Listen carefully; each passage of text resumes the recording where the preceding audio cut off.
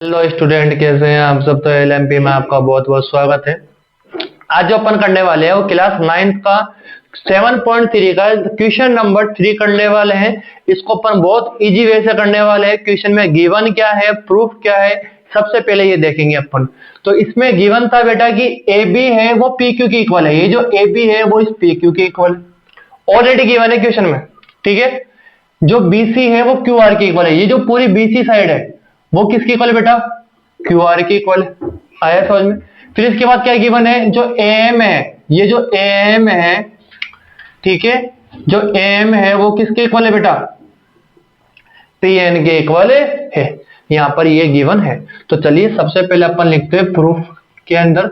अब प्रूफ क्या करना है, triangle A B M, A B M और कौन सा पी क्यू एन। तो बेटा आपको एक चीज दिख रही है, ये वाली साइड इसकी इक्वल, ये वाली साइड इसकी इक्वल है, बट ये पूरी साइड इसकी इक्वल है, लेकिन आधी तो नहीं है ना। तो सबसे पहले अपन इसको हाफ करेंगे। क्या करेंगे, इसको अपन हाफ करेंगे। अब हाफ कैसे करेंगे देखिए। सबसे पहले अपन लिखेंगे सिंस BC इक्वल टू में क्या है बेटा, QR। ये अपन को गिवन है। मैंने क्या करा, दोनों तरफ हाफ कर दिया। दोनों तरफ क्या कर दिया मैंने, हाफ कर दिया। अब यहां पर ये भी गिवन था, जो AM and PN are medians, अब सबसे पहले ये समझिए बेटा मीडियंस क्या होते हैं। मीडियंस क्या होते हैं, सामने वाली वर्टिसेस से आगे जो साइड आ रही है उसके मिड पॉइंट से जो लाइन मिलाई जाती है, यानी मिड पॉइंट का मतलब हो गया ये और ये वाला पार्ट क्या होगा, इक्वल होगा, तो वो मीडियन होता है। तो क्या होता है वो मीडियन। इसका मतलब अगर एम मीडियन तो इसका मतलब BM और MC ये क्या होंगे, इक्वल होंगे। कैसे, मैंने बता दिया, हाफ BC और हाफ QR ले लिया मैंने। तो हाफ BC लिया तो मैंने क्या हो गया बेटा, ये BM हो गया, और इसका आधा करूंगा तो मैं QN हो जाएगा। तो बेटा ये हो गया QN। ठीक है, ये अपन ने प्रूव कर दिया। अब ट्रायंगल लेंगे सबसे पहले। इन ट्रायंगल, कौन सा ट्रायंगल, ABM एंड कौन सा ट्रायंगल लेंगे बेटा, PQN, PQN। ठीक है, तो देखिए इसमें क्या क्या इक्वल है। ये वाली साइड तो इसकी इक्वल हो गई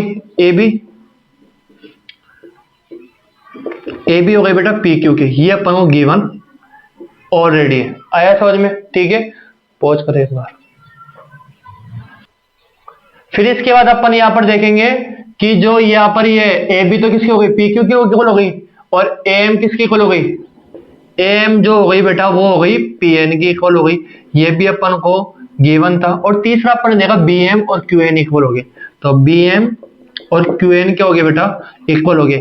ये क्या कर रखा था बेटा यहाँ पर, ये अपन को क्या है, अपन ने बाय प्रूफ, क्या करा है अपन ने, बाय प्रूव करा है।